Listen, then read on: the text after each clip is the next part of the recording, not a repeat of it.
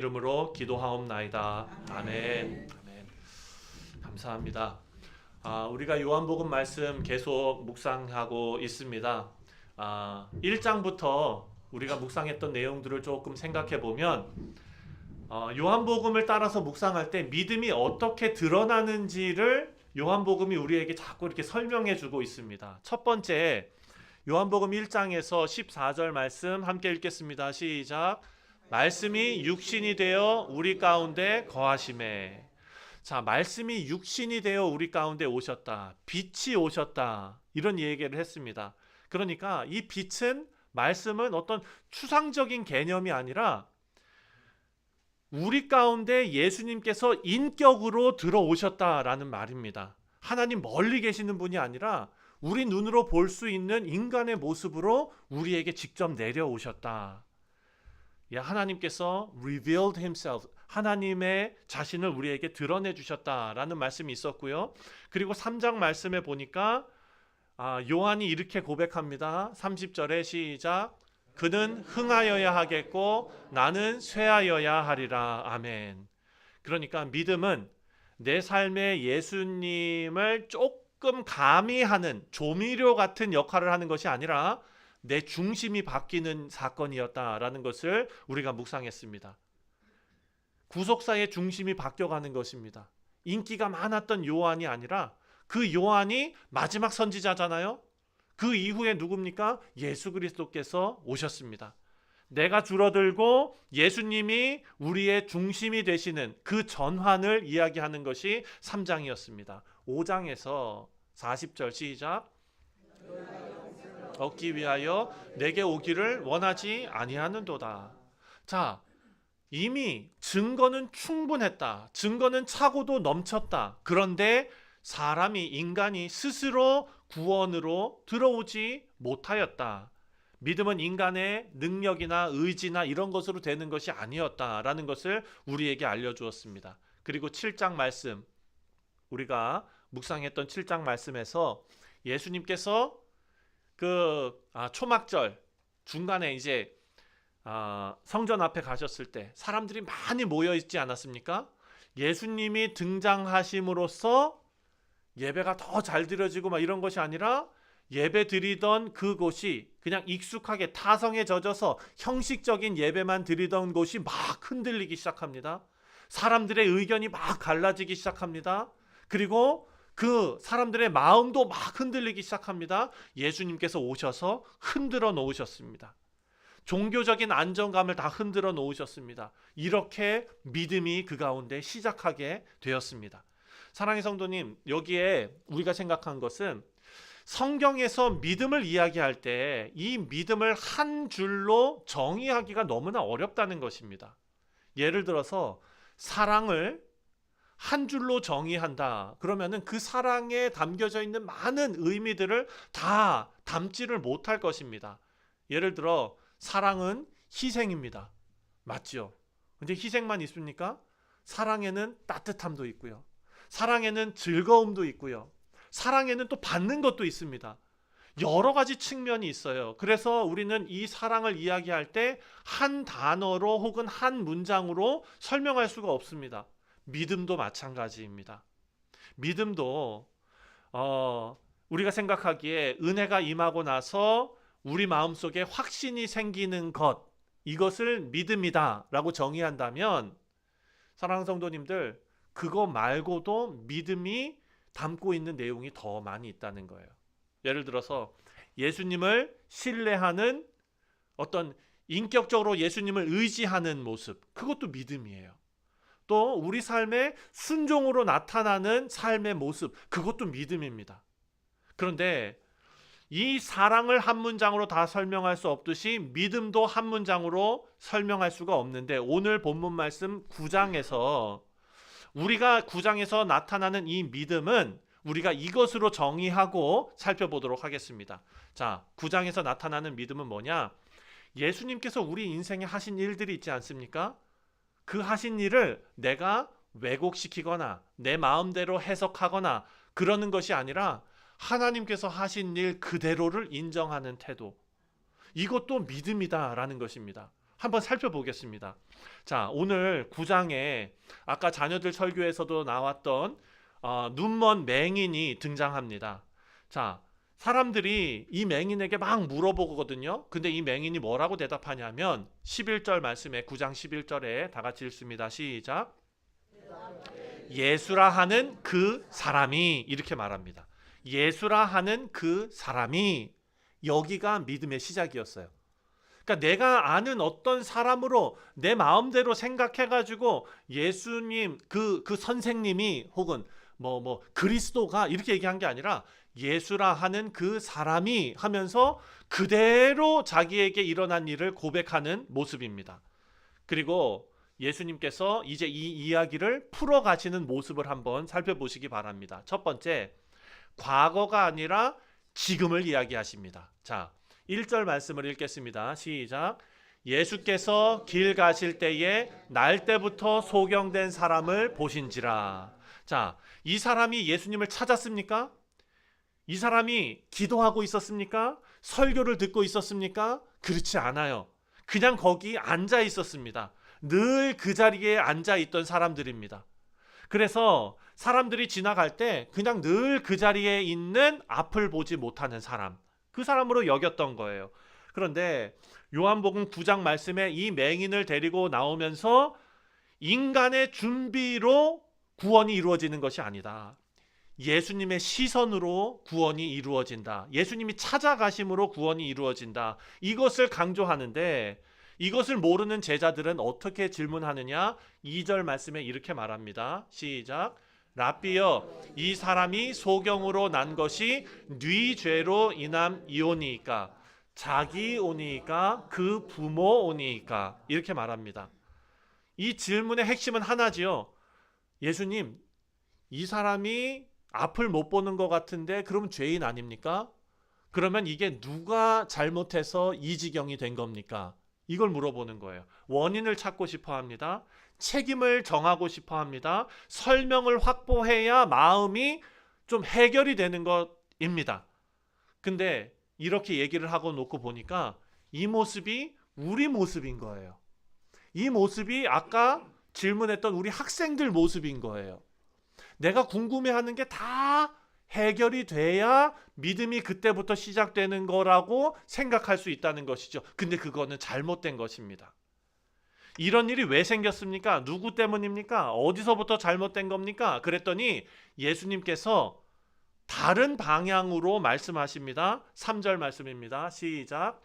이 사람이나 그 부모가 죄를 범한 것이 아니라 그에게서 하나님의 하시는 일을 나타내고자 하심이니라. 아멘.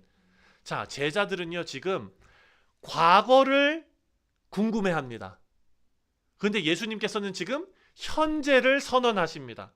지금 하나님이 일하신다. 예수님께서 지금 중요하게 여기시는 것은 그거예요.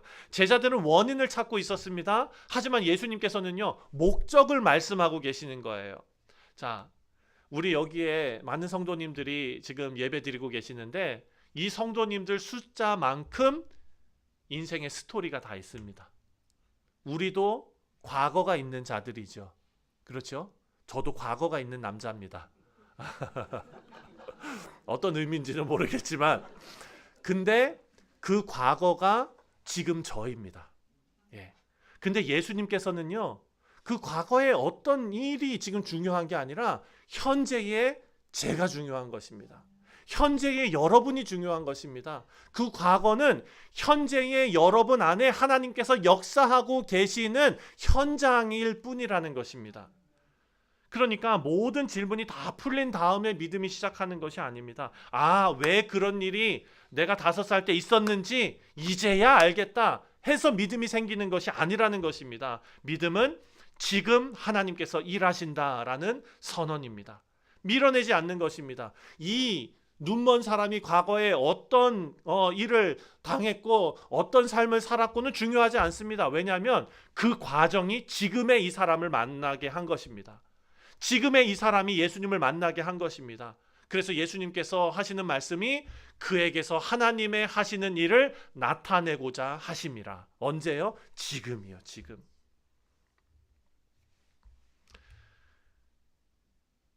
그의 삶은, 이 맹인의 삶은 더 이상 누구의 죄 때문인가 이 질문에 갇혀 있는 삶이 아닙니다. 이제는 하나님의 일이 나타나는 자리 위에 서 있습니다. 자, 그리고 두 번째로 예수님께서 하시는 말씀이 지금은 낮이라는 거예요. 자, 4절 말씀 오늘 본문입니다. 시작. 때가 아직 낮임에 나를 보내신 이의 일을 우리가 하여야 하리라. 밤이 오리니 그때는 아무도 일할 수 없느니라. 아멘. 제자들한테 이 말씀은 뜬금없는 말씀일 것입니다. 제자들은 지금 이 죄의 원인을 물어보고 있었는데 이 맹인은 앞을 보지 못하는 사람은 아무 일도 경험하지 못했습니다. 아직 눈이 뜨여진 것도 아닙니다. 그냥 예수님께서 그 앞에 나타나시고 제자들이 예수님께 물어보고 있는 중이에요. 근데 예수님께서는 지금 뭐라고 말씀하시냐? 낮이다 라고 말씀하십니다. 낮이 있으면 이제 곧 뭐가 옵니까? 밤이 오겠죠. 낮은 하나님께서 일하시는 시간입니다. 밤은 더 이상 같은 방식으로 기회가 주어지지 않는 시간일 것입니다. 그래서 예수님께서 뭐라고 말씀하시느냐? 지금이 낮이다. 지금이 일할 시간이다. 지금이 응답할 시간이다. 내일이 아니다. 지금이다. 사랑하는 성도님들, 혹시 이 책을 읽어보셨는지 모르겠습니다. C.S. 루이스라는 아주 정말 참 귀한 그런 작가이자 또 목사님이자 또 신학자인데요. 네, 나니아 연대기도 이분이 썼지요. 그런데 이분이 쓴 책 중에 스크루테이프의 편지라는 책이 있습니다. 이 책 내용이 재밌어요. 어떤 내용이냐면 아시는 분도 있을 거예요. 마귀가 있는데, 악마들이 있는데 마귀가 기독교인들을 쓰러뜨리기 위해서, 이들 구원받지 못하게 하기 위해서 작전을 짜는 거예요. 그래서 마귀들 중에서도 선배 마귀가 있고 신참 마귀가 있는 거예요. 네, 그러니까 소설이니까 그렇게 그냥 들으세요. 네, 그 선배 마귀가, 삼촌 마귀가 조카 마귀한테 뭐라고 얘기하냐면 이렇게 얘기합니다. 우리는 사람들이 하나님을 생각하도록 만들어야 돼. 그리고 하나님께 헌신할 수 있는 그런 계획, 혹은 하나님 앞에 회개하고 돌아올 수 있는 그런 계획을 잘 짜도록 만들어 놔야 돼.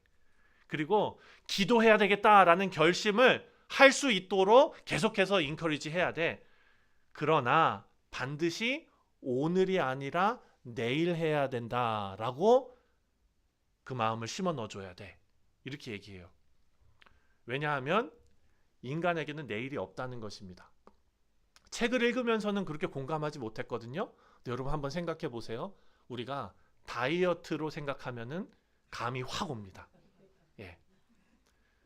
제가 지금 한 3파운드가 쪘어요. 겨울 되면서. 왜 먹는 거는 이렇게 땡기는데 나가는 거는 싫은지, 움직이지 않으니까 살이 찌잖아요. 그럼 우리가 뭘 결심합니까? 운동을 결심하죠. 다이어트를 결심합니다. 언제부터? 아멘. 내일부터. 그래서 내일이 딱 됐어요. 내일이 되는 순간 그 내일은 뭐가 됩니까? 오늘. 그렇죠? 그러면 또 내일부터 그 내일이 됐어요. 그러면 그 내일은 뭐가 됩니까? 오늘. 이러니까 이 사람들이 아니라 이 마귀들의 생각이 너무나 맞는 거예요. 우리에게는 내일이란 없는 겁니다. 사랑하는 성도님들, 그러니까 예수님께서 뭐라고 말씀하십니까? 과거가 아니라 지금이다 라고 말씀하시는 거예요. 낮이라는 시간을 말씀하시는 겁니다.